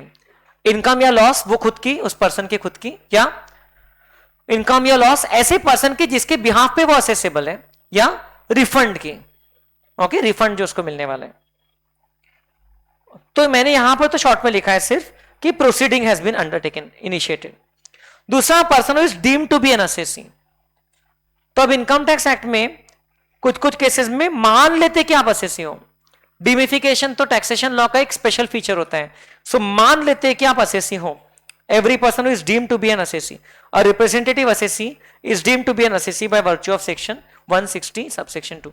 अब ये सेक्शन अपने सिलेबस में नहीं है, बट एक जैसे आपने पढ़ा था ना यहां पर, जिसका इंडिया में रिप्रेजेंटेटिव नहीं है, ऐसा नॉन रेसिडेंट शिप ओनर, तो means a person can appoint a representative in India. तो रिप्रेजेंटेटिव असेसी को मेन असेसी की तरह ही ट्रीट करेंगे, ओके, जो दूसरे के बिहाफ पे है। एंड तीसरा, every person who is deemed to be an assessee in default. जो असेसी इन डिफॉल्ट है वो भी असेसी है। Assessee in default, for instance, अगर आपने कोई प्रोविजन वायलेट किया और उसके बाद आपको दर्जा मिल रहा है असेसी इन डिफॉल्ट का, तो असेसी इन डिफॉल्ट अगर आप बने, मतलब असेसी तो बनेगा ऑटोमेटिकली। ठीक है, if you are an assessee in default means you are an assessee in the first place. So ऐसा नहीं बोल सकते असेसी ही नहीं है इसलिए असेसी इन डिफॉल्ट नहीं हो। डिफॉल्ट मतलब आपने सर्टेन सेक्शन वायलेट किया जो आपके ऊपर अदरवाइज एप्लीकेबल था। एग्जाम्पल, टैक्स डिडक्ट नहीं किया आपने, या टैक्स डिडक्ट किया किसी का बट वो गवर्नमेंट के पास डिपॉजिट नहीं किया, तो उस केस में भले आप लायबल नहीं थे आपका टैक्स पे करने को, लेकिन आप टैक्स डिडक्ट करने को तो लायबल थे ना। तो इवन दो आप पॉइंट नंबर मीनिंग वाले पॉइंट के हिसाब से आप असेसी नहीं बने, बट आप डिफॉल्टर हो इसलिए आप असेसी बन गए, असेसी इन डिफॉल्ट। असेसी बना के होता क्या है कि इनके रिस्पेक्ट में जो बाकी की जो प्रोसीडिंग्स है, असेसमेंट प्रोसीडिंग्स, वो कैरी आउट की जा सकती हैं, है ना, इनको नोटिस भेजी जा सकती है और फिर इनके रिकवरी वगैरह किया जा सकता है। So this is the definition of assessee. अगर गलती से आता है एग्जाम में पूछा जाता है तो आपको ये कीवर्ड्स को यूज करके आंसर अपना एलैबोरेट करना है। And then the term use next is assessment. Assessment is the procedure by which the income of an assessee is determined by the assessing officer. It may be by way of normal assessment or by way of reassessment of an income previously assessed. तो मतलब कि income determine की जाती है, उस procedure को बोलते हैं असेसमेंट। इनकम कंप्यूट की जाती है उसको क्या बोलते हैं? असेसमेंट। ठीक है, अब जो जब असेसी खुद अपनी इनकम कैलकुलेट करके बताता है उसको बोलते हैं सेल्फ असेसमेंट। जब असेसी खुद अपनी इनकम कैलकुलेट करके डिस्क्लोज करता है रिटर्न में तो उसको बोलते हैं सेल्फ असेसमेंट। उसके बाद में इनकम टैक्स ऑफिसर उस इनकम को कंप्यूट करता है तो उसको बोलते हैं असेसमेंट बाय द ऑफिसर। वो भी नॉर्मल असेसमेंट हो सकता है, स्क्रूटिनी असेसमेंट मतलब स्क्रूटिनाइज किया उन्होंने रिटर्न, या रीअसेसमेंट हो सकता है या समटाइम्स बेस्ट जजमेंट असेसमेंट होता है। अगर सामने वाले ने रिटर्न फाइल ही नहीं किया तो जो इन्फॉर्मेशन अवेलेबल है ऑफिसर के पास उसके बेसिस पर वो असेसमेंट कर लेता है। 144 नंबर का सेक्शन उसमें बेस्ट जजमेंट असेसमेंट कर सकते हैं। नाउ सीए फाइनल में असेसमेंट प्रोसीजर्स पूरे डिटेल में है आपको कि कैसे कैसे किसके पावर्स क्या रहते हैं, but now you will be reading as per the new income tax act when you reach CA final. Then a little bit is given to us about AOP, BOI and about HUF. बस theory है, आप observe करोगे इसके ऊपर में ना कोई practical question पूछा गया है कभी, ना कोई थियरी क्वेश्चन, बट है आपकी आईसीआई के मॉड्यूल में भी आपको ये इतनी थियरी तो इससे रिलेटेड मिल ही जाएगी। शायद कुछ कुछ पॉइंट्स कम भी मिलेंगे, जैसे एओपी बीओआई का आई डोंट थिंक इतना डिटेल में डिफरेंस मिलेगा, लेकिन अब जो है वो हम लोग एक बार गो थ्रू कर लेते हैं, बाद में उसको बार बार रिवाइज करते वक्त उसका बार बार टेंशन नहीं लेंगे हम लोग, ठीक है। एओपी एंड बीओआई दोनों का टैक्स ट्रीटमेंट सेम होता है, इंडिविजुअल की तरह स्लैब रेट्स लगते हैं, ठीक है, बट दोनों में थोड़ा सा डिफरेंस होता है। AOP as the name suggest consist of persons as its members. Person word is broader than the term individual. Person includes individual and also HUF and also AOP, BOI, company and artificial juridical person वगैरह, बराबर। Person word broader है। So association of persons may have non-individuals also as its members, but as the name suggests, body of individuals will only have individuals as its members। पहला point. दूसरा, associate कर रहे हैं मतलब आप voluntarily जुड़ रहे हो कोई पर्पस को लेके। If I am saying that I am associating with Neeraj sir for certain activity, means I am voluntarily associating with him, कोई मजबूरी वश तो एसोसिएट नहीं कर रहे। अगर आप एसोसिएट कर रहे हो तो यहां पर फ्री विल है ना, लेकिन BOI may be formed even out of some legal circumstances. जैसे पिताजी एक प्रॉपर्टी अपने 4 बेटों के नाम पे छोड़ के चले गए, अब वो चारों बेटे उसके जॉइंट ओनर बन गए, सो वो उनका एक बॉडी बन गया जो उस प्रॉपर्टी का ओनर है, that is a body of individuals. So BOI need not be necessarily be the result of agreement, arrangement or design, it might be arising out of a certain situation or formed by operation of law. तो ये by situation या by law भी हो सकता है। AOP is created with a common objective of earning profits और generating income, and BOI there may not be any common motive in BOI, है ना, सब लोग कुछ पर्पस के साथ में जुड़े हैं ऐसा नहीं है, हो सकता है सब लोग just by virtue of law साथ में आ गए हैं। बॉडी ऑफ इंडिविजुअल्स, एग्जाम्पल लिखा है, mister X a firm and a company can join together to carry on any business, तो उनको एओपी बोलेंगे। But mister Z is living behind his 2 sons to inherit his business and the son carry on the business as it is, then the entity comprising of the 2 sons will be regarded as BOI। फर्क समझ में आ रहा है क्या? ये naturally हो रहा है या बाय वर्च्यू ऑफ सिचुएशन और लॉ BOI, और association of persons out of free will लोग जोड़ रहे हैं। Examples of association of persons, co-donees, co-owners, cooperative societies, and examples of BOI, co-executor of property, co-trustees and co-heirs, मतलब कि जो कि by legal provisions, by legal situations वो लोग साथ में जुड़ गए। The provisions of taxability are same. A member of AOP or BOI is not required to pay tax again in respect of his share of income on which tax has already been paid by the AOP or BOI। हम लोग exemption chapter में पढ़ेंगे, 3rd chapter में देखो आप first page पे, page number 3.1। अच्छा नहीं, ये यहां पर आपको मेंबर ऑफ एचयूएफ के बारे में दिया हुआ है और मेंबर ऑफ पार्टनरशिप फर्म के बारे में दिया हुआ है, लेकिन इवन एचयूएफ, एओपी और बीओआई के केस में भी अगर एओपी या बीओआई टैक्स पे कर रहा है और वो टैक्स पेड अमाउंट अगर आप शेयर कर रहे हैं मेंबर्स के साथ में, तो उस पे मेंबर्स को दोबारा टैक्स नहीं लगता है जनरली स्पीकिंग। अब इसके बारे में और डिटेल डिस्कशन हमारे किताब में है नहीं। तो एओपी एंड बीओआई दोनों का टैक्स ट्रीटमेंट सेम है। Then HUF and Hindu coparcenary, ये भी एक इंटरेस्टिंग पॉइंट होता है। एचयूएफ कब क्रिएट हो जाता है? As soon as a Hindu individual marriage with another person obviously. तो जैसे एक पर्सन का मैरिज हो जाता है दूसरे के साथ में हिंदू, तो फिर एचयूएफ फॉर्म कर सकते हैं। एचयूएफ एक्चुअली फॉर्म हो चुका रहता है, बट उसको इनकम टैक्स पर्पस के लिए उसका रजिस्ट्रेशन करना होता है और पैन लेना होता है। ओके, तो एचयूएफ डीड एक फाइल करना होता है और पैन ऑब्टेन करते हैं, फिर उसका बैंक अकाउंट खोल सकते हैं और फिर एचयूएफ के नाम से आप प्रॉपर्टी ओन कर सकते हैं, बिजनेस कंडक्ट कर सकते हैं and so on. HUF consists of which persons? It consists of all persons lineally descendant from a common ancestor and includes their wives and unmarried daughters also. So HUF में पूरी family आ जाएगी। For example एक दादाजी हैं, okay, grandfather, आप GF मतलब grandfather समझोगे ना, ओके, दादाजी हैं एंड दादी जी है, ग्रैंडफादर एंड ग्रैंडमदर। अब उनके से उनके एक बच्चा है, सन 1, सन 2, ओके, एंड डॉटर 1, ऐसे 3 बच्चे इनके। डॉटर तो एक ही, तो डी भी बोल सकते थे, ठीक है। ये सब वो एचएफ के पार्ट है।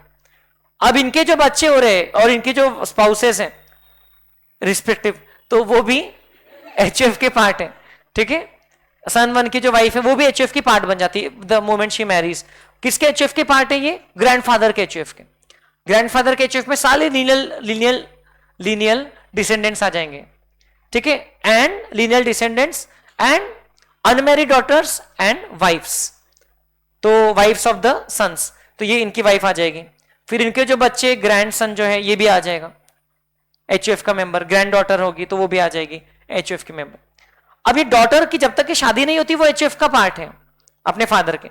शादी हो गई तो वो एचयूएफ का पार्ट नहीं है फादर के, अब अपने हस्बैंड के एचयूएफ का पार्ट बन गई और अपने से फादर इन लॉ के एचयूएफ का पार्ट भी बन गई, but she is still a को पार्टनर।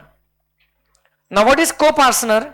को पार्टनर का मतलब होता है कि वो पर्सन जो कि पार्टीशन डिमांड कर सकते हैं, मतलब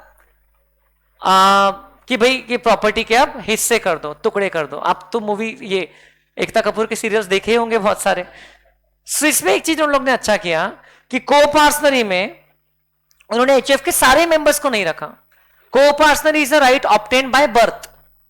ओके, आप पैदा उस फैमिली में हो रहे हो तो आप उस फैमिली के को पार्टनर हो। फॉर एग्जाम्पल दादाजी के एचयूएफ में को पार्टनर कौन कौन रहेगा? दादाजी खुद, ओके, उनकी वाइफ नहीं रहेगी क्योंकि वो उस फैमिली में पैदा नहीं हुई थी, है ना। दादाजी के एचयूएफ की फैमिली में दादी जी पैदा हुई थी क्या? नहीं, वो तो बाद में दादाजी शादी करके लाए थे। फिर दादाजी के जो बच्चे हैं वो को पार्टनर हैं, उनके जो बच्चे लीनियल डिसेंडेंट्स सारे up till 4 generations, lineal descendants up till 4 generations. देखो कहां लिखा हुआ है, HUF up to 4 degrees including the head, है ना। मतलब कि आप आपके पिताजी के एचयूएफ के भी को पार्टनर हो, उसका भी पार्टीशन डिमांड कर सकते हो। जस्ट बता रहा हूं, करना नहीं घर जाके। आप अपने दादाजी के एचयूएफ के भी को पार्टनर हो। दादाजी के एचयूएफ के नाम पे अगर 10 करोड़ की प्रॉपर्टी होगी तो उसमें कैलकुलेट कर लेना आपका कितना हिस्सा बन रहा है। आप डिमांड कर सकते हो, लाओ भाई मेरा हिस्सा दे दो, मैं सीए की पढ़ाई छोड़ रहा हूं। और आप अपने परदादाजी के एचयूएफ के भी को पार्टनर हो। अगर परदादाजी के एचयूएफ का पार्टीशन नहीं हुआ होगा तो आप उसका भी पार्टीशन डिमांड कर सकते हो, लेकिन उनके पिताजी के एचयूएफ के आप को पार्टनर नहीं हो क्योंकि 4 डिग्री हो गई ना, है ना। आप पांचवें जनरेशन के हो गए फिर। तो मतलब आपके दादाजी के जो पिताजी हैं उनके एचयूएफ के आप को पार्टनर हो। नहीं, रजिस्टर्ड नहीं भी है तो रजिस्टर्ड है तभी उनके नाम पे प्रॉपर्टीज वगैरह होगी, है ना। तो रजिस्टर्ड होगी तभी ना। एचयूएफ में ऐसे एचयूएफ प्रॉपर्टी ओन नहीं करता है, there has to be certain legal registration somewhere, ठीक है ना। So coparceners are those persons who may demand the partition. अब पहले को पार्टनर में क्या, को पार्टनरी में क्या था, सिर्फ मेल मेंबर्स होते थे, बट 2005 में अमेंडमेंट हुआ, daughters have also been accorded the coparcenary status. So it's been now more than 20 years that daughters also have the co-partnership status. So girls, what you can do? अरे मैं आपको गलत नहीं बता रहा हूं, मैं बस आपको बता आपके राइट्स क्या है। आप घर जा सकते हो और आपके पिताजी को बोल सकते हो कि आपका अगर एचयूएफ होगा, पहले पता कर लेना। पता चला उन्होंने सारी प्रॉपर्टी पर्सनल नाम पे रखी है तो फिर दिक्कत हो जाएगी, उनके बैड बुक्स में आ जाओगे, विल में आपका नाम नहीं लिखेंगे, सब गड़बड़ हो जाएगा। तो क्योंकि विल में फिर जो लिखा वैसा होता है। लेकिन अगर एचयूएफ बनाया है तो have little patience, find out HUF की कितनी कितनी प्रॉपर्टीज हैं। एंड बीइंग अ गर्ल आप अपने पिताजी अपने दादाजी के एचयूएफ में डिमांड कर सकते हो पार्टीशन, बट आपकी शादी जिस घर में होगी उस घर में आप डिमांड नहीं कर सकते, आप अपने हस्बैंड पे प्रेशर क्रिएट कर सकते हो वो डिमांड कर सकता है। समझ रहे हैं क्या? समझ रहे हो क्या बोल रहा हूं मैं? क्योंकि क्या लिखा हुआ है? Daughters have been given the coparcenary status. The wives and unmarried daughters are part of the HUF. HUF के मेंबर्स की फैमिली बड़ी हो गई, बट कोपार्टनर उसमें से कुछ कम लोग हैं। दादी जी कोपार्टनर नहीं है ना? वाइफ कोपार्टनर नहीं है, सन की वाइफ। समझ में आ रहा है क्या? ऐसा। अब मेरे एचओएफ में मेरे बड़े भैया रहेंगे क्या मेंबर? नहीं। मेरे पिताजी के एचओएफ में वो हम दोनों हैं मेंबर्स, बट मेरे एचओएफ में my HUF will start with me, so me and my wife and my children and their children whenever. So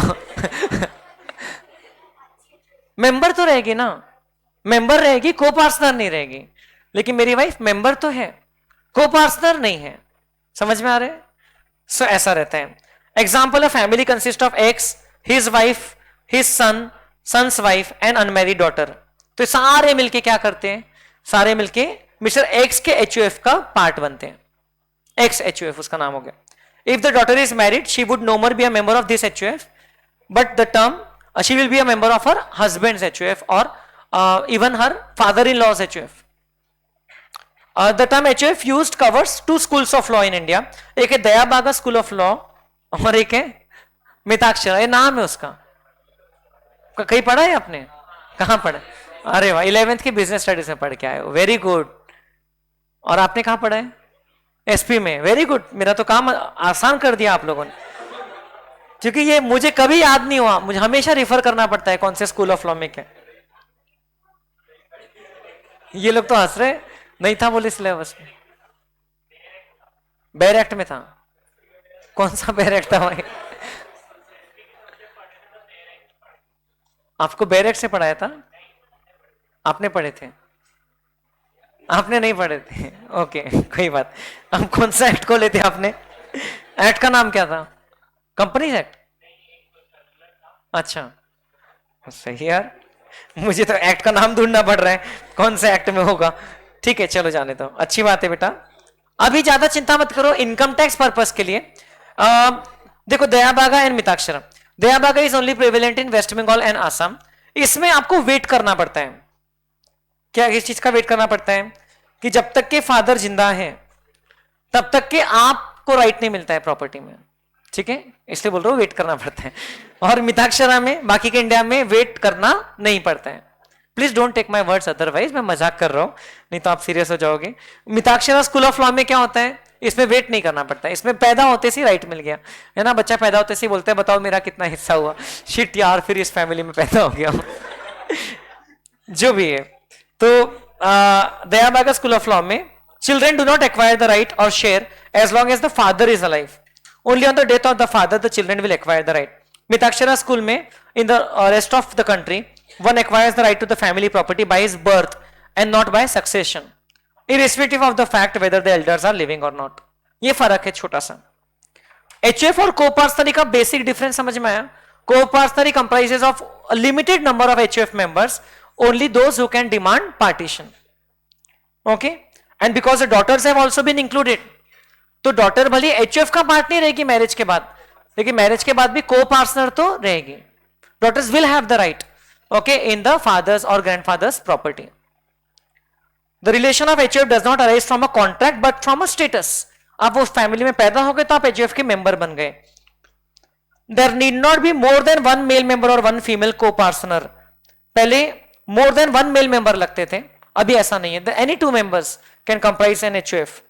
Income Tax Act also does not indicate that HUF must consist of at least 2 male members. ऐसा कहीं नहीं लिखा हुआ है कि at least 2 लोग होना चाहिए, 2 मेल मेंबर्स होना चाहिए, ऐसा नहीं। पहले था कि मेल मेंबर्स मिनिमम 2 होना चाहिए तो HUF बनता है। And Jain undivided families, Sikh undivided families and even Buddhist undivided families भी HUF की तरह ही ट्रीट होती है इनकम टैक्स में। तो जो मुस्लिम एंड क्रिश्चियंस है इन लोगों को HUF वाला स्टेटस नहीं मिलता है। ठीक है, बाकी सभी लोगों को HUF का स्टेटस अलाउड है। एग्जाम्पल आपको क्वेश्चन पूछा गया, आईसीआई की बुक का क्वेश्चन मैंने लिया है, होपफुली एग्जाम में नहीं आएगा क्योंकि बहुत ही specific. Jain HUF in Assam comprises of mister Suresh Jain, his wife Assam में है, Dayabhaga, Mrs Sapna Jain, his son, daughter in law, his daughter and unmarried brother. बाकी सबका मैरिटल स्टेटस क्यों नहीं बताया? Which of the members of the HUF are eligible for coparcenary rights? बताइए। Being in Assam, क्या वो एलिजिबल है अभी? तो रुकना पड़ेगा। मिस्टर सुरेश जैन,